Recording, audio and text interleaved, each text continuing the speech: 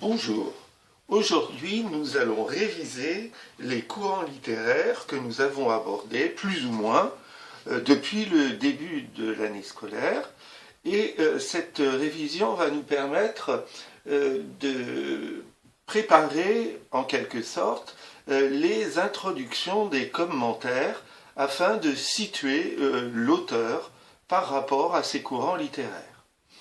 Vous voyez que j'ai dessiné une frise chronologique. Vous essayez de la reproduire sur votre cahier dans la partie de la fin du cahier.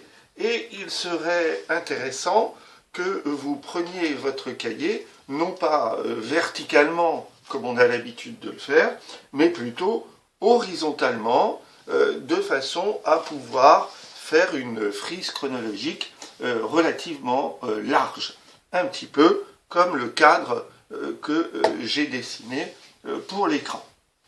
Je vous laisse le temps de reproduire cette frise chronologique.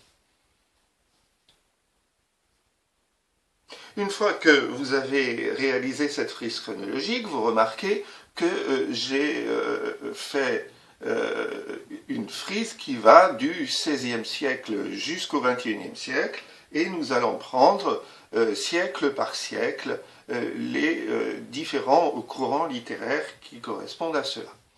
Le premier courant littéraire que nous allons aborder est celui du XVIe siècle que nous appelons humanisme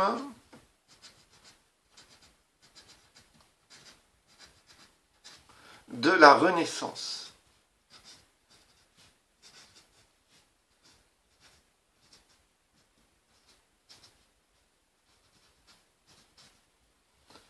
Humanisme de la Renaissance. Celui-là correspond donc au XVIe siècle. Cet humanisme de la Renaissance est un courant littéraire, mais en même temps un courant philosophique. Sous cette expression, entre parenthèses, vous allez en donner la définition. Il s'agit de placer l'homme au centre de la réflexion. Donc sur votre cahier, vous avez noté humanisme de la Renaissance et entre parenthèses, il s'agit de placer l'homme au centre de la réflexion. Vous voyez que dans cette définition, on retrouve dans l'homme le mot humanisme et la Renaissance est la période historique qui correspond au XVIe siècle, une période au cours de laquelle les artistes, les penseurs essayaient de s'échapper du Moyen-Âge, qui était la période précédente, et qui pour eux représentait une époque assez négative, et c'est pourquoi ils pensaient renaître en quelque sorte après cette période négative. Alors vous voyez qu'il ne s'agit pas de naissance, mais de renaissance. En réalité, ils voulaient essayer d'égaler les civilisations de l'Antiquité, c'est-à-dire l'Antiquité grecque et l'Antiquité latine, et donc en fait de faire renaître l'homme au niveau de ces civilisations. Mais vous, sur votre frise chronologique, vous ne gardez que les deux expressions, humanisme de la Renaissance et placer l'homme au centre de la réflexion. Alors moi j'efface mon tableau parce que je n'ai pas beaucoup de place et on va passer à la deuxième période qui est la période du XVIIe siècle. Et vous remarquez que sur cette période, j'ai mis une petite séparation parce que en réalité, en fonction de la moitié du siècle dont il est question, eh bien, nous avons deux courants littéraires différents. Le premier, c'est le courant baroque. Celui-ci, nous ne l'avons pas étudié à proprement parler, mais il est intéressant de le noter. Entre parenthèses, donc vous en notez la définition, courant baroque, entre parenthèses, un art ouvert à toutes les libertés de l'imagination.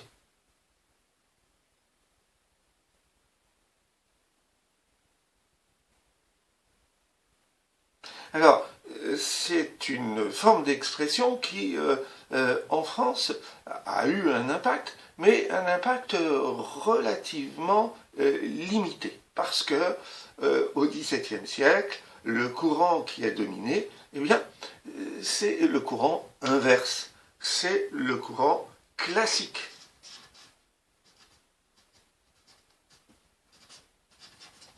Qui est en quelque sorte une spécificité française et qui correspond grosso modo au règne de Louis XIV.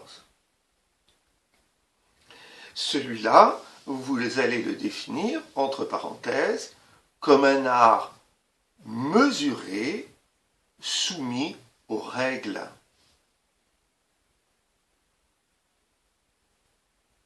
Un art mesuré, soumis aux règles. Et donc, vous voyez que quand on compare les deux définitions du baroque à l'âge classique, eh bien, on a une opposition radicale entre les deux. Hein. Et alors que le baroque se développe à travers toute l'Europe, le modèle classique, lui, est spécifiquement français, hein, et on appelle ça un peu l'esprit français, hein, par opposition donc justement à cet esprit baroque qui traverse l'ensemble de l'Europe. Alors ça ne veut pas dire qu'en France l'esprit baroque n'ait pas eu une influence, hein, mais son influence est beaucoup plus limitée en France qu'à l'étranger. Le modèle classique lui-même, à travers la puissance de Louis XIV, va servir aussi d'exemple hein, ultérieurement au XVIIIe siècle et au XIXe siècle dans un certain nombre de pays européens. Nous passons maintenant au IIIe siècle qui nous intéresse, et celui-là, vous êtes capable de le caractériser, c'est le siècle des philosophes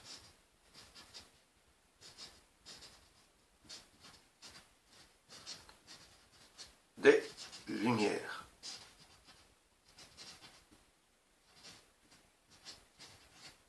Alors vous voyez à travers cette expression-là que de nouveau, comme pour le XVIe siècle, on rentre dans un siècle de pensée, de réflexion qui influe sur les arts et en particulier sur la littérature. On a vu par exemple à travers Beaumarchais qui lui n'est pas un philosophe et qui pourtant est influencé par les philosophes. On va noter la définition entre parenthèses. La liberté d'expression permet de lutter contre tout ce qui opprime les hommes.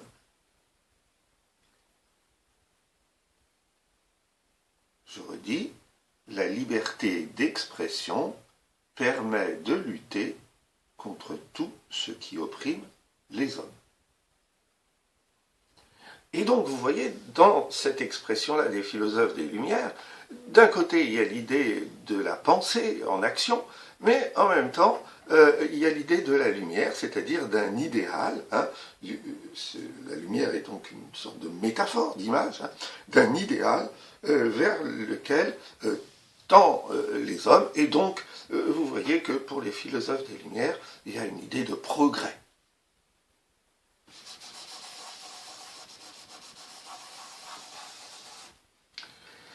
Le siècle suivant est celui du XIXe, et comme pour le XVIIe, eh bien, nous allons le séparer en deux époques. L'époque de la première moitié du XIXe, qui correspond au romantisme.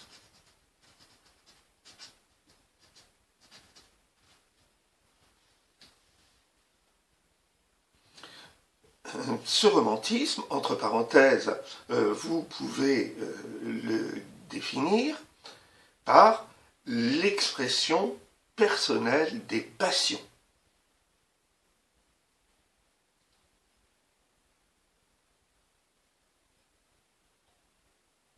Et de nouveau, vous remarquez que la deuxième période va correspondre à un refus, à un rejet du romantisme, de la même façon que le classicisme était un rejet du baroque, en une certaine façon.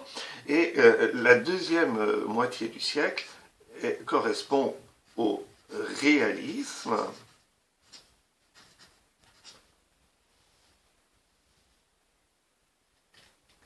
Et nous allons définir ce réalisme, entre parenthèses. Le réel est un modèle de l'écriture et un sujet littéraire.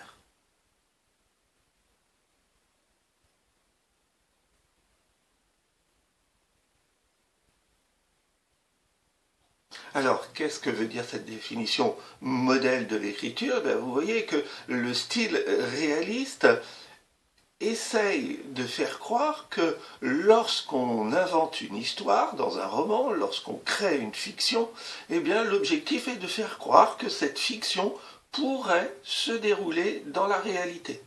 Et certains auteurs poussent même cette idée de style à, comment dirais-je, à prendre des formes littéraires qui sortent d'un style recherché pour imiter, par exemple, le langage populaire.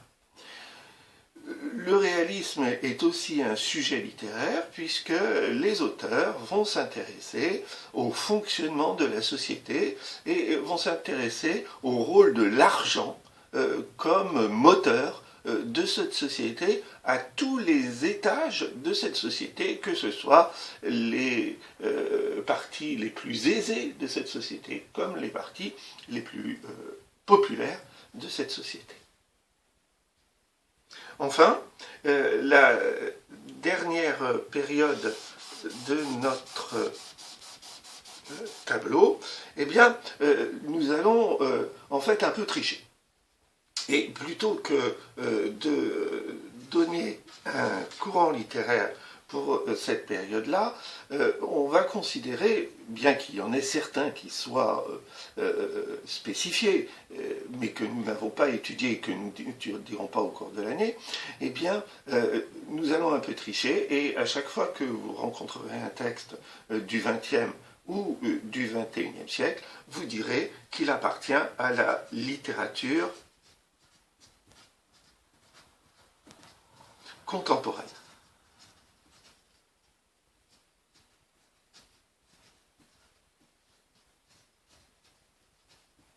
Et ainsi, nous dirons que les auteurs, d'une certaine façon, eh bien, ont vécu à une époque qui est soit la nôtre, soit proche de la nôtre.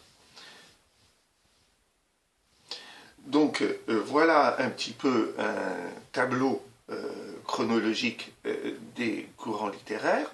Le travail que vous pouvez réaliser pour compléter ce tableau, c'est de prendre votre cahier et en utilisant d'abord l'ordre normal du cahier, de relever tous les auteurs que nous avons rencontrés depuis le début de l'année et d'essayer de les placer dans cette frise chronologique, sous les définitions que vous avez notées. Et puis, vous faites le même travail, exactement, en prenant votre cahier à l'inverse de l'ordre normal, et à chaque fois que vous rencontrez, à travers un exercice, un auteur que nous avons étudié, même superficiellement, eh bien, pour vous rappeler un petit peu le travail que nous avons fait sur cet auteur, eh bien, vous placez cet auteur dans cette frise chronologique. Bonne journée.